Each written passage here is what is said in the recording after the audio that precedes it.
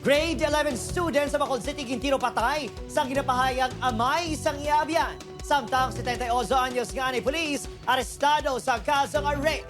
Yaring balita nga itong gintutuka. 2006 pa, gindagdagan sa warrant of arrest ang anay pulis nga si alias Eduardo bangod sa 13 counts of rape kag acts of lasciviousness apang bago lang nadakpan matapos kapindua ka dekada nga nagpanago. Sa Luzon nagluntad ang ginapasuning pagpanghimulos sini siya manak samta aktibo pa sa serbisyo.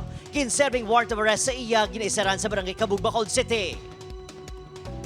Kamu pa lang itong nakuha na itong informasyon siya, sir, kay hindi siya mag-istorya sa itong sirasan siya ka hindi siya sa ilunggo. Igo naman sa dughan, kag iban pa nga parte sang lawas ang ginkapatay sang 20 anyos sa grade 11 student nga si alias Nick. Naghahampang ini isang belyar sa barangay Granada upod ang mga abyan sang ginsulong sang amay sang iabyan nga babaye. May upod pagid ini nga isa ka lalaki.